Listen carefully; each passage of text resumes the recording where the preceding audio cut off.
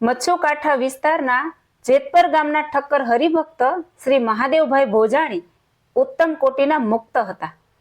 ભાગલા પહેલા હિન્દુસ્તાન જ્યારે એક વિશાળ દેશ હતો, ત્યારે હાલ પાકિસ્તાનનું કરાચી પણ હિન્દુસ્તાનનું બંદર ગણાતું. મહાદેવભાઈ ધંધાર્થે કરાચી ગયેલા. કરાચીમાં હિન્દુ લોકોનો સારો એવો રહેણાંક વિસ્તાર ને સુંદર સ્વામિનારાયણ મંદિર પણ ખરું, જે મંદિર હાલ પણ દર્શન આપે છે. કરાચીના સત્સંગીઓને શ્રીજી મહારાજના મહિમાની વાતો કરી મહાદેવભાઈ બળ પૂરું પાડતા. અહીં તેઓ આર્થિક રીતે તો સદ્ધર બન્યા જ, પરંતુ આધ્યાત્મિક રીતે પણ અતિ સદ્ધર બન્યા હતા. તેઓ અવારનવાર પોતાના મૂળ વતન જેતપર ગામે આવતા અને સારું એવું રોકાતા. અહીંના રોકાણ દરમિયાન જેતપરના હરિભક્તોને લઈ તેઓ અવારનવાર મૂળી દર્શન કરવા જતા. મૂળી 2-4 દિવસ બધા રોકાતા અને સંતોનો સમાગમ કરતા. મહાદેવભાઈને હરિનારાયણ દાસ સ્વામી સાથે ઘણું હેત અને અતિ દિવ્ય ભાવ હતો. પૂજ્ય હરિનારાયણ સ્વામીને પણ મહાદેવભાઈ ઉપર સારા સત્સંગી એટલે હેત. સ્વામી તેમને મહાદેવ કહીને બોલાવતા. એક વખતે મહાદેવભાઈ તેના પરિવારના એક કૌટુંબિક ભાઈને સાથે લઈ મૂળી શ્રી રાધાકૃષ્ણ દેવના દર્શન કરવા જતા હતા. રસ્તામાં મહાદેવભાઈએ સૌ પરિવારજનોને શ્રીજી મહારાજના સ્વરૂપ, ઐશ્વર્ય અને પુરુષોત્તમપણાના મહાત્મ્યની વાતો કરેલી. વળી મૂળીધામના સમર્થ સંત હરિનારાયણ દાસ સ્વામીના સામર્થ્યની વાતો કરી જણાવેલ કે આ પવિત્ર સંત સંકલ્પ સિદ્ધ મહામુક્ત છે. બધા મૂળી પહોંચ્યા ને મંદિરમાં રાધાકૃષ્ણ દેવ શ્રી હરિકૃષ્ણ મહારાજના દર્શન કરી બધા ધન્ય થયા. મહાદેવભાઈ તથા તેના કુટુંબી ભાઈ બંને સંતોના દર્શન કરવા સાધુ આશ્રમ તરફ ચાલ્યા. તેઓ મેળે પહોંચ્યા ત્યારે પૂજ્ય હરિનારાયણ દાસ સ્વામી મેળાના પગથિયા ઉતરી રહ્યા હતા. મહાદેવભાઈ ત્યાં નીચે જ સ્વામીની રાહ જોતા ઊભા રહ્યા. સ્વામીને હજુ 3 પગથિયા ઉતરવાના બાકી હતા. સાથે આવેલ ભોજાણી પરિવારના પેલા હરિભક્તે મેળાની બાજુમાં ઊભા રહી સ્વામીનો ચરણ સ્પર્શ કર્યો અને સ્વામીના બંને ચરણ બંને હાથો વડે મજબૂતીથી ઝાલી લીધા.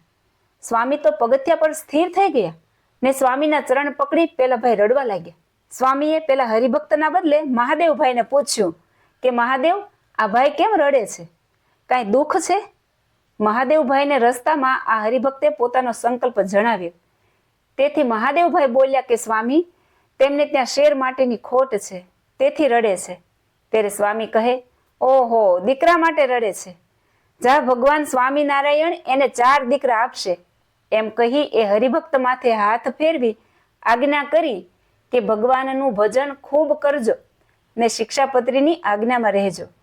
સ્વામી તો મોટા પુરુષ હતા. આ મહાદેવભાઈને પણ પુત્ર ન હતો. સ્વામી જાણતા હતા કે મહાદેવ નિષ્કામી મુક્ત છે, તેથી તે કદી આ લોકની વસ્તુ માગશે નહીં. તેથી સ્વામીએ પ્રસન્ન થઈ મહાદેવભાઈને કહ્યું કે મહાદેવ, દીકરો તો તારેય નથી, બોલ તારે દીકરો જોઈએ છે? મહાદેવભાઈએ 2 હાથ જોડી સ્વામીને કહ્યું કે ના સ્વામી, મારે દીકરા જોઈતા નથી. મારે તો ભગવાન સ્વામિનારાયણની દિવ્ય મૂર્તિનો સુખ જ જોઈએ છે અને આપનો રાજીપો જોઈએ છે. આ સાંભળતા જ પૂજ્ય હરિનારાયણ સ્વામી 3 પગથિયા હેઠા ઉતરી મહાદેવભાઈને બાથમાં લઈ મળ્યા. ખૂબ જ રાજીપો જણાવી આશીર્વાદ આપ્યા કે જા મહાદેવ, જેવું મહારાજની દિવ્ય મૂર્તિનું સુખ મને આવે છે, એવું જ મૂર્તિનું સુખ તને પણ આવશે. મહાદેવભાઈએ સ્વામીને દંડવત પ્રણામ કર્યા. સ્વામી ફરી મહાદેવભાઈને બાથમાં લઈ મળ્યા. માથે સ્નેહથી હાથ ફેરવ્યો અને પછી બોલ્યા કે આ નિષ્કામી મુક્ત શ્રીજી મહારાજને તથા અમોને ખૂબ વહાલા છે. સ્વામીએ સહુને ઉતારા પાણીની ને જમવાની વ્યવસ્થા કરાવી. એટલે સહુ ઠાકોર જમાડી ત્યાંથી પાછા જેતપર જવા નીકળ્યા. સમયાંતરે પેલા હરિભક્ત ભોજાણીને ત્યાં 4 પુત્રોના જન્મ થયા ને હરિભક્ત મહાદેવભાઈને સ્વામીના આશીર્વાદે 8 પહોર શ્રી હરિની મૂર્તિનું સુખ રહેતું હતું. અંતમાં શ્રીજી મહારાજના ચરણોમાં હું પ્રાર્થના કરું છું કે જે લોકો આ ચરિત્ર સાંભળે તેને પણ જેવું મહાદેવભાઈને ભગવાનની મૂર્તિનું સુખ આવ્યું એવું જ સુખ આવે.